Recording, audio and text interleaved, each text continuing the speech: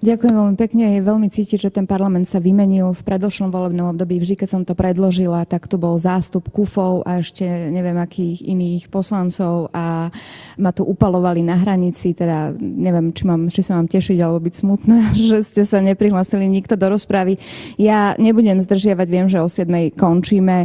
Chcem povedať 3 základné veci, ktoré by ste mohli mať na zreteli, keď budeme o tomto návrhu zákona hlasovať. Toto nie je žiadna ideológia v tomto návrhu zákona. My len plníme medzinárodné záväzky prostredníctvom tohto návrhu zákona, ku ktorým sme sa pred desiatkami rokov ako Slovenská republika zaviazali, že sprístupníme všetky služby reprodukčného zdravia pre všetky sociálne vrstvy obyvateľstva. Doposiaľ sme tak neurobili a tam vonku sú ľudia, ktorí sú v hmotnej núdzi a na hranici chudoby, ktorí si jednoducho zákroky, ako je dobrovoľná sterilizácia, nemôžu dovoliť z finančného hľadiska.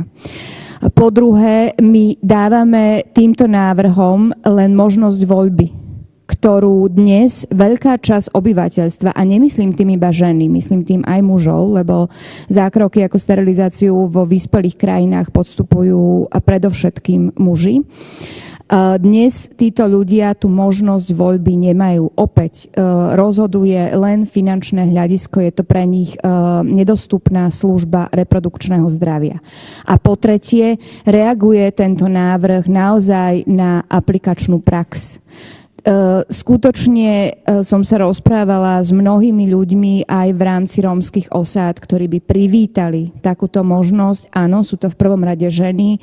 Tie ženy po rozhovore o tomto návrhu zákona, kedy som im priblížila, o čo by išlo, mali prakticky 2 podmienky, aby bol ten zákrok zadarmo a aby o tom nemusel vedieť partner. To znamená, aby sa nespolupodielal na tom informovanom súhlase, pretože chápem, že žena po takomto zákroku, ak by sa o tom vedelo, ak by sa na tom spolupodielal partner, by mohla byť v istom zmysle perzekvovaná. Preto tento návrh zákona s ničím takýmto nepočíta. A chcem vám povedať ešte jedno, že pri tých potulkách, po tých rómskych osadách som sa napríklad rozprávala aj s učiteľkami z Dobšiny, s ktorými ja spolupracujem, a bola som v ich centre, kde riešia predovšetkým maloleté matky s deťmi. A tá situácia je naozaj neúnosná. Ako všetko so všetkým súvisí, začínajú nám rodiť 12-ročné dievčatá, 13-ročné dievčatá. Teraz si predstavte, že v momente, kedy ona dosiahne 20 rokov, má povedzme 4 deti už odrodené a ona už sama vie povedať, že ďalšie deti nechce, ale nemá tomu ako zabrániť. Proste nie sú pre nich dostupné všetky tie pre nás dostupné formy antikoncepcie ani nejakého uvedomenia sa. Tam naozaj nemajú na výber.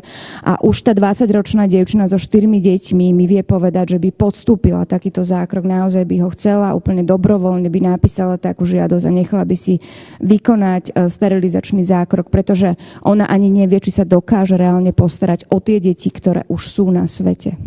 A s istotou vie povedať, že o žiadne ďalšie dieťa sa postarať nebude vedieť. Takže to je všetko. Stihla som to, ako som slúbila. Veľmi pekne vám ďakujem minimálne za pozornosť a dúfam, že zajtra aj za prípadnú podporu. Ďakujem. Vystúpenie